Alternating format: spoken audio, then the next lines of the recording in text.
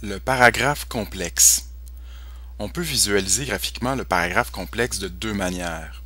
La première forme est linéaire, c'est-à-dire que les idées, les preuves et les explications se succèdent suivant une ligne continue.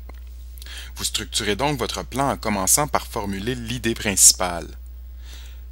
Elle sera suivie d'un premier bloc constitué du trio inséparable idée secondaire, preuve, explication, d'un deuxième et finalement du bilan.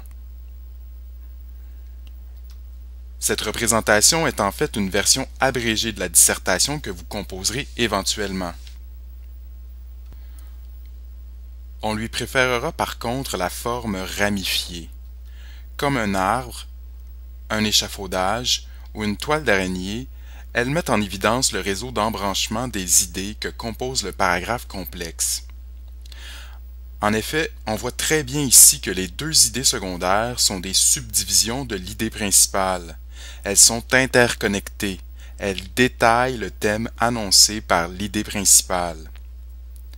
On voit aussi qu'une fois les explications terminées, le bilan rassemble les arguments et clôt la structure. Mais peu importe comment vous choisirez de schématiser votre plan, ce que vous devez surtout retenir, c'est que l'architecture de vos paragraphes complexes s'articule autour des preuves que vous avez repérées pendant la lecture de l'extrait à analyser. Vous en aurez 2 par paragraphe, peut-être 3. Ces preuves, ce sont les citations ou les exemples qui donnent raison à vos idées secondaires. Ce sont les premiers éléments à trouver. Car c'est en vous appuyant sur ces preuves que vous formulerez ensuite vos idées secondaires.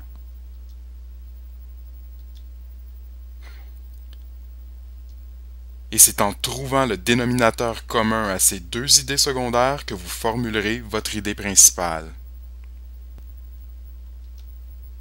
De l'autre côté, c'est aussi des preuves que découlent vos explications. L'explication, c'est un peu comme l'analyse littéraire de la citation. On le voit bien, la preuve, c'est le noyau central, c'est le cœur de votre argumentation. Mais revenons à notre toile d'araignée. On le voit, ce qui encadre cette structure, ce sont l'idée principale et le bilan. L'idée principale, c'est une idée générale qui englobe vos idées secondaires. Elle annonce le sujet du paragraphe et lui confère son unité. L'idée principale répond aux questions: de quoi sera-t-il question dans ce paragraphe? Quel point de vue vais-je défendre? Et autour de quel aspect mis en évidence par mon analyse vais-je le développer? Alors que le bilan, quant à lui, sert à résumer le contenu du paragraphe. Rapidement, il répond à la question: de quoi a-t-il été question dans ce paragraphe? En bref, le paragraphe complexe, c'est comme une dissertation à petite échelle. L'idée principale correspond à l'introduction puisqu'elle annonce le sujet du paragraphe.